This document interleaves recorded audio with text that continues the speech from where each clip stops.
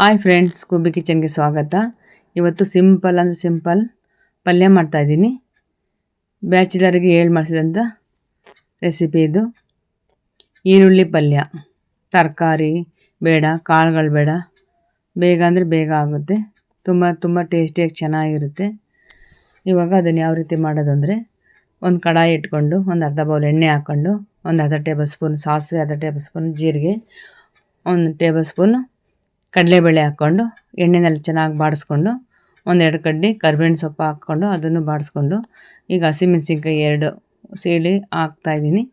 ನೀವು ಒಣಮೆಣಸಿನ್ಕಾಯಿ ಬೇಕಾದರೆ ಹಾಕ್ಕೋಬೋದು, ಹಸಿಮೆಣಸಿನ್ಕಾಯಿ ಬೇಡ ಅಂದರೆ. ಅದನ್ನು ಕೂಡ ಎಣ್ಣೆಲಿ ಹಾಕ್ಕೊಂಡು ಕ್ಲೀನಾಗಿ ಬಾಡಿಸ್ಕೋಬೇಕು. ಒಂದು ಸರಿ ಟ್ರೈ ಮಾಡಿ, ತುಂಬ ಚೆನ್ನಾಗಿರುತ್ತೆ.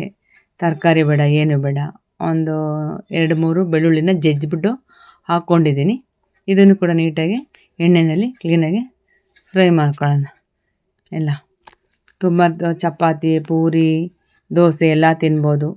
ತುಂಬ ಚೆನ್ನಾಗಿರುತ್ತೆ. ನಾನು ಅರ್ಧ kg ಈರುಳ್ಳಿನ ಉದ್ದುದಾಗಿ ಕಟ್ ಮಾಡಿ ಹಾಕ್ಕೊಂಡಿದ್ದೀನಿ. ಇದನ್ನು ಕೂಡ ಎಲ್ಲ ಹಾಕ್ಕೊಂಡು ಈರುಳ್ಳಿನ ಕ್ಲೀನಾಗಿ ಎಣ್ಣೆಯಲ್ಲಿ ಒಂದು 2 ನಿಮಿಷ ಚೆನ್ನಾಗಿ ಬಾಡಿಸ್ಬೇಕು. ಕ್ಲೀನಾಗಿ ಎಣ್ಣೆಯಲ್ಲೇ ಬೇಯಬೇಕಿದು. ಈರುಳ್ಳಿನಲ್ಲಿ ನೀರಿನಂಶ ಇರೋದ್ರಿಂದ ನೀರೇನು ಹಾಕೊಳ್ಳೋದು ಬೇಡ, ಎಣ್ಣೆಯಲ್ಲೇ ಬೆಂದ್ಕೊಳ್ಳುತ್ತೆ ಕ್ಲೀನಾಗಿ. ಆಮೇಲೆ ಒಂದು ಅರ್ಧ ಟೇಬಲ್ ಸ್ಪೂನ್ ಅರಿಶಿನ ಪುಡಿ ಹಾಕ್ಕೊಂಡು ಇದನ್ನು ಕೂಡ ಎಲ್ಲ ನೀಟಾಗಿ ಮಿಕ್ಸ್ ಮಾಡಬೇಕಿಲ್ಲ. ಚೆನ್ನಾಗಿ ಈ ರೀತಿಯಾಗಿ ಚೆನ್ನಾಗೆಲ್ಲ ಮಿಕ್ಸ್ ಮಾಡಿಕೊಂಡ್ರೆ ತುಂಬ ಚೆನ್ನಾಗಿರುತ್ತೆ. ಮಾಡ್ಕೊಳ್ಳಿ, ಒಂದ್ಸರಿ ಟ್ರೈ ಮಾಡಿ. ಚಪಾತಿ, ಪೂರಿ, ದೋಸೆ ಎಲ್ಲ ತಿನ್ಬೋದು, ರೊಟ್ಟಿ ಎಲ್ಲ ನೀಟಾಗಿ ಮಿಕ್ಸ್ ಮಾಡ್ಕೊಂಡಾದ್ಮೇಲೆ ಚಿಕ್ಕದಾಗಿದೆ 2 ಟೊಮೊಟೊ ಕಟ್ ಮಾಡಿ ಹಾಕ್ಕೊಂಡಿದ್ದೀನಿ. ಅದನ್ನು ಕೂಡ ನೀಟಾಗಿ ಮಿಕ್ಸ್ ಮಾಡ್ಕೊಳ್ಳೋಣ. ಎಲ್ಲ ಎಣ್ಣೆಯಲ್ಲೇ ಬೆಂದ್ಕೊಳ್ಳುತ್ತೆ ಚೆನ್ನಾಗಿ. ಬ್ಯಾಚುಲರಿಗೆ ನೋಡಿರಿ ಮಾಡಿಸಿದಂಥ ರೆಸಿಪಿ ಇದು. ಆಮೇಲೆ 1 ಟೇಬಲ್ ಸ್ಪೂನ್ ಖಾರದ ಪುಡಿ, 1 ಟೇಬಲ್ ಸ್ಪೂನ್ ಧನಿಯಾ ಪುಡಿ ಹಾಕ್ಕೊಂಡು ಇದನ್ನು ಕೂಡ ಚೆನ್ನಾಗಿ ಮಿಕ್ಸ್ ಮಾಡ್ಕೋಬೇಕು. ಇದನ್ನು ಚಿಕ್ಕ ಊರಿನಲ್ಲೇ ಮಾಡ್ಕೋಬೇಕು ನೀಟಾಗಿ ಚೆನ್ನಾಗಿ. ಆಮೇಲೆ ಕಡೆದಾಗಿ ರುಚಿಗೆ ತಕ್ಕಷ್ಟು ಉಪ್ಪು ಹಾಕ್ಕೊಂಡು ಅದನ್ನು ಕೂಡ ಚೆನ್ನಾಗಿ ಮಿಕ್ಸ್ ಮಾಡಬೇಕು. ನೋಡಿರಿ ಈ ಥರ ತುಂಬ ಚೆನ್ನಾಗಿರುತ್ತೆ, ಬೇಗ ಆಗುತ್ತೆ.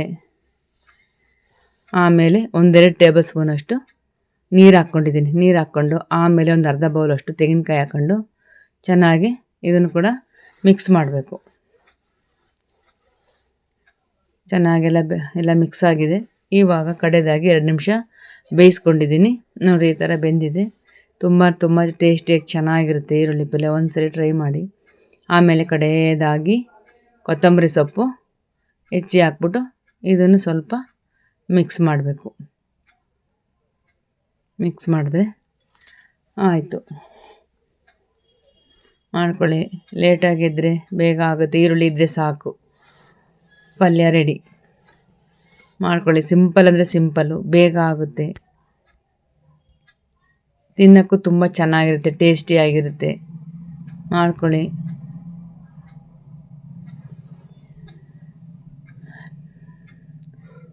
ಈ ವಿಡಿಯೋ ಇಷ್ಟ ಆದರೆ ಲೈಕ್ ಮಾಡಿ, ಶೇರ್ ಮಾಡಿ, ಸಬ್ಸ್ಕ್ರೈಬ್ ಮಾತ್ರ ಮರಿಬೇಡಿ. ಧನ್ಯವಾದಗಳು.